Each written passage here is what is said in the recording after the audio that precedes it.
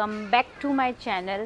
So finally after a long मैं आप लोगों के साथ डायरेक्ट दिल से सीरीज़ में आई हूँ, जहाँ पर हम आपस में बात करते हैं और मैं काफ़ी सारे अपने व्यूज़, अनफिल्टर्ड व्यूज़ आप लोगों के साथ शेयर करती हूँ।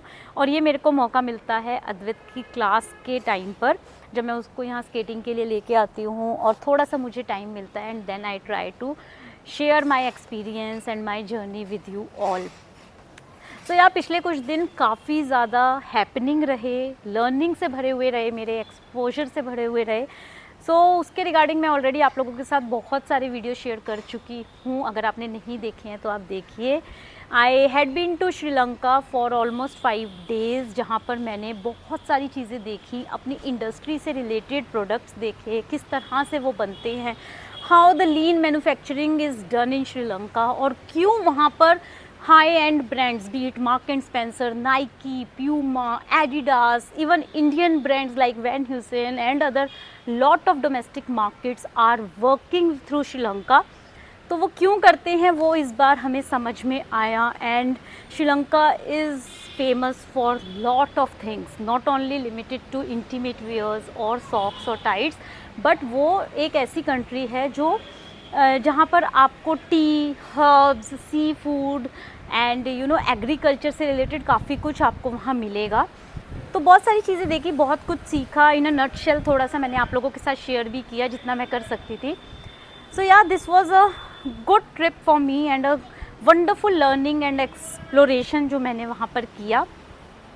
उसी के साथ साथ अद्वैत की क्लासेस तो चलती ही रहीं, बट मैं नहीं आ पाई पिछले 2 हफ्तों से।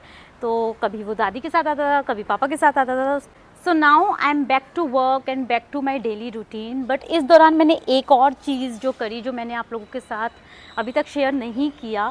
From past 6 or 8 months I started making a habit to read a book.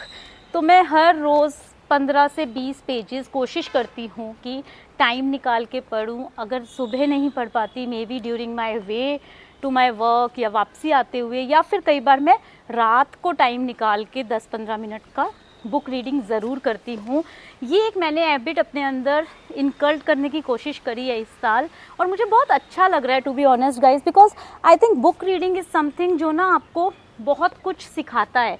तो मुझे ऐसा लगता है स्टार्ट करने से पहले कुछ चीज़ें जो आपको ध्यान रखनी चाहिए वो ये कि आपको जिस पर्टिकुलर एरिया में इंटरेस्ट है, आपको फिक्शंस पसंद हैं आप वो देखिए, बायोग्राफी किसी की पढ़ना पसंद है वो पढ़िए, लव स्टोरीज़ बहुत लोगों को पढ़ना पसंद होता है आप वो पढ़िए। And before that please see these cuties, it's so cute. ये अद्वैत के स्कूल में इन्होंने रखे हुए हैं 3-4 खरगोश, और यूजुअली मैं इनको हमेशा बंद देखती हूँ। For the very first time I am seeing them like this and it's so cute. So what I was discussing was कि मैंने बुक रीडिंग स्टार्ट किया है, और बुक रीडिंग बहुत आपको हेल्प करता है, आपकी कम्युनिकेशन स्किल्स में हेल्प करता है, आपको हेल्प करता है कि आप कभी भी ना बोर फील नहीं करते। You will always feel connected and you don't need lot of friends around. अगर आप बुक रीडिंग में अपने आप को बिजी कर लेते हैं ना, तो आपको बहुत ज़्यादा बाहर की चीज़ें इम्पैक्ट नहीं करती हैं। So this is what I have started. So बीच में कुछ महीने जो मैं सोशल मीडिया प्लेटफॉर्म से दूर रही और वीडियोस नहीं बना पाई, उस टाइम पे मैंने काफ़ी सारी बुक्स रीड करी, जिसमें से 2-3 बुक्स मेरी फेवरेट हैं। One is the subconscious mind, and another one जो मैंने अभी रिसेंटली पढ़नी स्टार्ट करी है, that's the psychology of money. I've also read a book by the name Focus on What Matters the Most. So you know इस type की थोड़ी सी heavy हैं ये बुक्स, बट ये मेरे को पढ़ना बहुत अच्छा लगता है। इनको पढ़ के ना आपकी साइकोलॉजी थोड़ी चेंज होती है and you started focusing actually on what matters the most. तो आपको लगता है कि आप लाइफ में पता नहीं कहाँ जा रहे हो, और ये सब चीज़ें, मटेरियलिस्ट चीज़ें मैटर ही नहीं करती। This is a book I just started recently, तो अभी इसके बारे में मैं ज़्यादा नहीं बोल सकती। Once I finish this then I will share my experience. So यार आप भी मुझे बताइएगा, कुछ इस टाइप का मेरा इंटरेस्ट है जो इस टाइप की बुक्स में, उससे रिलेटेड अगर आपको लगता है कि मुझे और कोई बुक भी पढ़नी चाहिए तो प्लीज़ कमेंट बॉक्स में मुझे ज़रूर बताइएगा। तो मैं ये बोल रही थी गाइस, जिस चीज़ में आपको इंटरेस्ट है ना वो बुक्स पढ़िए, उससे आपका इंटरेस्ट डेवलप होगा। And book reading is a must habit that I think every parent should get involve in to it. पहला रीज़न कि आपका माइंड ना बहुत स्टेबल रहता है।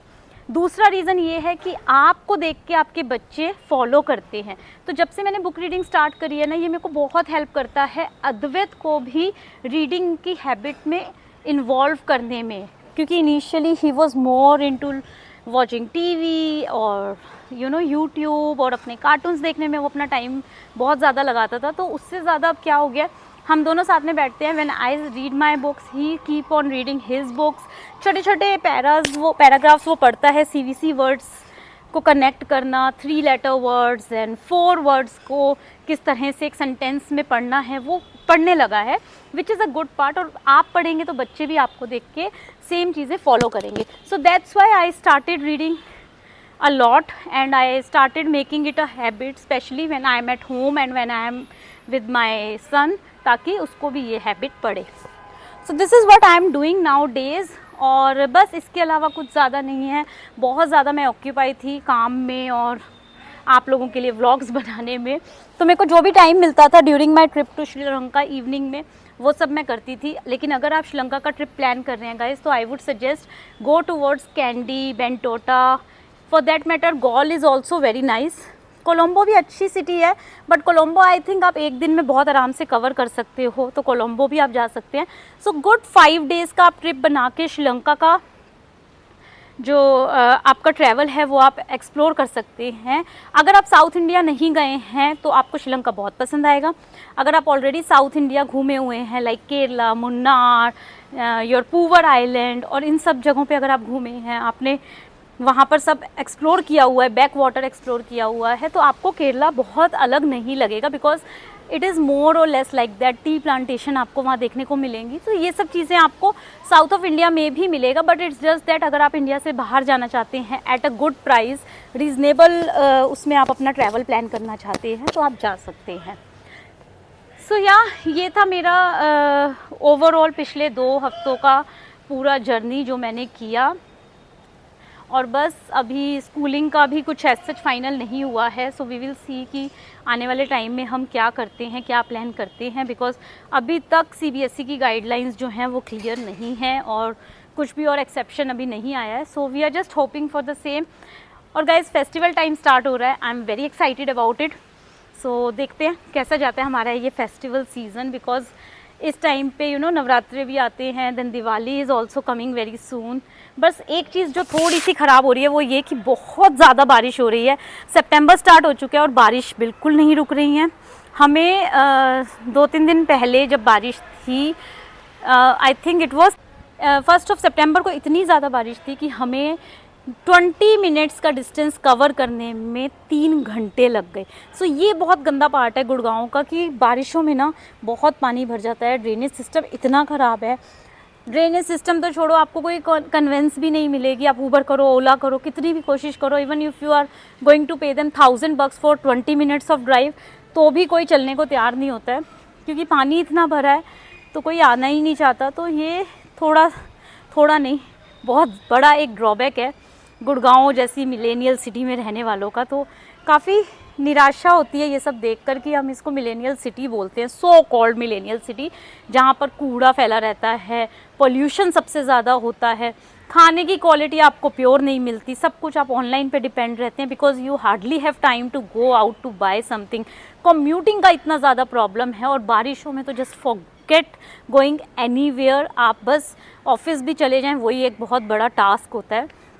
हम आज तक मुंबई के बारे में सुनते थे, but I think Mumbai is far better than Gurgaon, क्योंकि एटलीस्ट मुंबई में ना लोगों को छुट्टी मिल जाती है और वर्क फ्रॉम होम मिल जाते हैं, बट गुड़गांव में बहुत सारी इंडस्ट्रीज़ में ऐसा पॉसिबल नहीं हो पाता है। बस यही सब कर रहे हैं, और कुछ ज़्यादा मेरे पास आज शेयर करने के लिए है नहीं। और आप प्लीज़ मेरे को ज़रूर बताइएगा कि मैं और कौन सी बुक रीड करूँ after this, so that I will also look into it. और थोड़ा सा मुझे एक्सप्लेन करिएगा व्हाट दैट पर्टिकुलर बुक जो भी आप रिकमेंड करेंगे कि वो किस चीज़ के रिगार्डिंग में आप बता रहे हैं।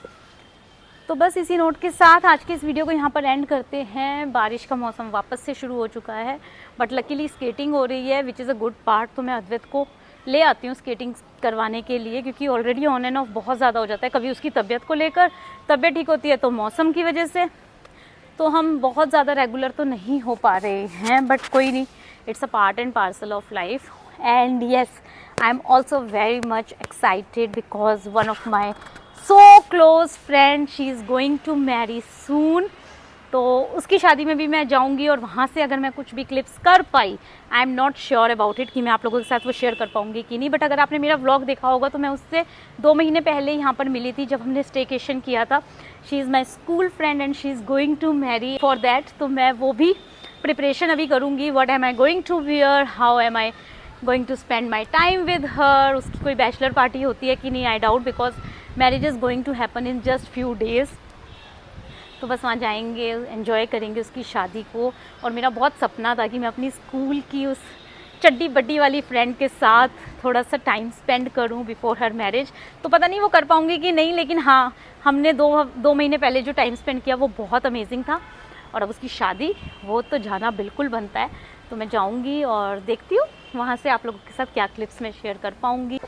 सो या विद दिस नोट इस वीडियो को यहीं पे एंड करते हैं. आई होप आपको एक छोटा सा मेरा मिनी व्लॉग पसंद आया होगा. फिर मिलूंगी आपसे. Till then please take good care, have a good time and don't forget to subscribe to Mamma's Pride bye Ashima. Bye bye.